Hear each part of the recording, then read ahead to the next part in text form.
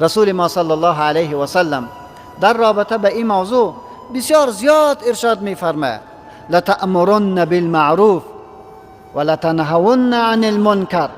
خامخا شما امت به خوبی ها باید دستور بتین و از زشتی ها و بدی ها شما باید منع بکنید. اگر چنین نکنید لیوشکن، قریب است که عذاب خداوند متعال دامنگیرتان شود. بعد صالح را هم امرای خود میگیرد.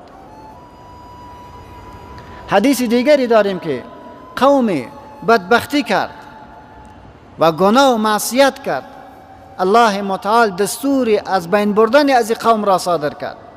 ملائکه برش میگد که یا الله، در او قوم خو فلانه نفر است و اونا بسیار صالح مردمند، نیکوکار مردمند، عبادت میکنند. الله متعال گفت که اونها را هم امرایش هلاک بکنید. ملائکه گفتند که یا الله، اونها را چرا هلاک بکنیم؟ و به خاطری که در مقابل فساد یک روز آواز خود را بلند نکردند که نمی کنند، اینا را هم از بین ببرین. پروردگار ما چیزی با برای ما شما می فرماید که و اذا اردنا ان نهلك قرية امرنا مترفيها ففسقوا فيها فحق عليها القول فدمرناهم تدمیرا. ارگاه الله اراده ای از را بکند که یک ملت را نابود بکند، یک قوم را از بین ببرد به عذابش، امرنا مترفیها. بعد میبینه که مردمای مترفش، پیسدارش، توانمندش، با قدرتش رو میارد به طرف فساد، به طرف فساد میگیره.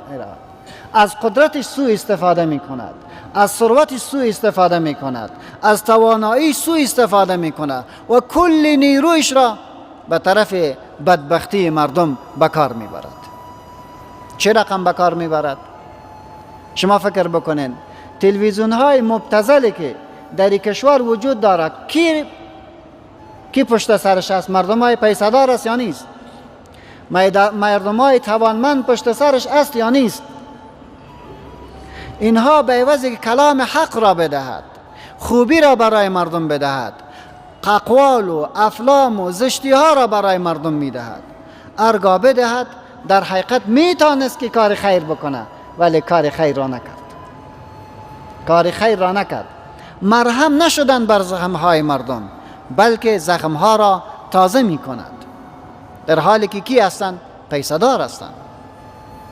دوستای عزیز، آنانی که سرمایه دارند، بلند منزل ها دارند، قدرت دارند، این قدرتش را میتونن در خیر استفاده بکند، میتونن پول برای مردم باشند تا مردم سرش عبور بکند و دو چیزی که از هم جدا است او را با هم وصل بکند. میتونن؟ نه میتوند. ولی اینها بر علاوه از او که یک جا نشدن، پول نمی شود، دو چیزی از هم جدا را با هم وصل نمی کنند، بلکه به تفرق، تشتت، انحطاط مردم را دعوت می کنند، در حالی که خوب میتونستند کار خوب را انجام بدهد. پس این مردمای مترف و پیسدار و قدرتمند قدرت خود را، توانایی خود را بر ضد مردم استعمال میکند. میتونستند که پول را که دارند، توانایی که دارند، مجالس صالح را جور بکند، مجالس علمی را جور بکند، قضیه را مدارسه بکند و راه حل را به مردم نشان بدهد، ولی عکس از را میکند، مجالس فساد و شراب و بدبختی را تنظیم میکند. اهل تجار ما اونا میتونن که اعلان خود را در تلویزیون ها به شکل تنظیم بکند که برای مردم پیام دهنده بوده باشد. ایره میتونن، ولی او کار را خدا از پیشش نخواسته. در پیامشان ابتذال و فحشا و رذالت اخلاق به عنوان میگذارد. چی فکر میکنین که آیا میشود که به عوض از اینکه ما در اعلام خود یک زن مبتذل و رسوای او اعلان بشود و عکسایش در هر جا نصب شود؟ این هم شده. ولی می شود تجار در امو اعلام خود چیز دیگری را به شکل مقبولتری که وصل کننده بوده باشد او را هم بگذارد، ولی او کار نمی کند.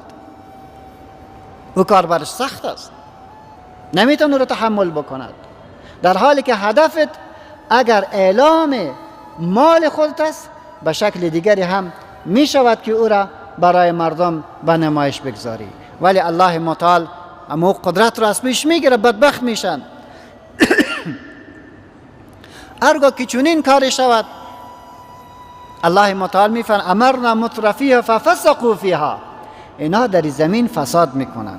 ففسقوا فیها، در فساد و گسترش فساد نعمت خدا برچیده می شود، رحمت خدا برچیده می شود.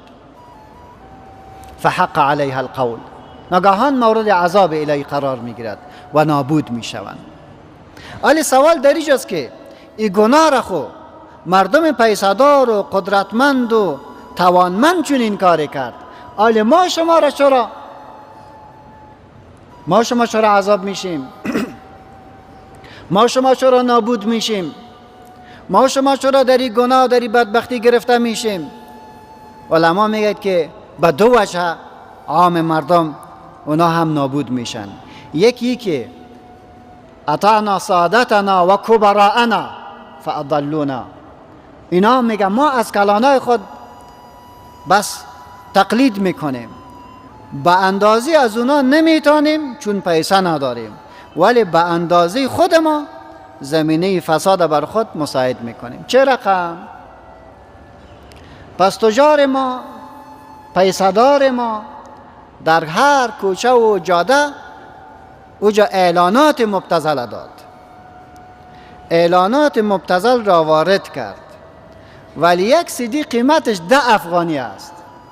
او را باز عوام ما میخرد و در خانهش میبیند. پس ببینین که عوام ما به اندازه قدرتش امرای از او ستمگار و ظالم در حقیقت در یک جاده روان است. او اگر شراب میخورد و فساد میکند، این به اندازه خودش وقتی که زورش میرسد او عیبا نمیورزد، این هم به طرف فساد خوشش میآید و در مجالس فاسد با رفقای فاسد با عشیره فاسد میخواهد زندگی بکند. از این خاطر الله این را هم مورد عذابش قرار میدهد. وجه دومی که میگه کلانا خو غلطی کردن، فساد کردن، نعمت خدا را غلط استعمال کردن، ولی ما تو چوب شدیم برش، سکوت اختیار کردیم، در مقابل فسادشان نه نگفتیم. هنگامی که نه نمیگوییم، این فساد دروازه ما را هم در قلباب میکند.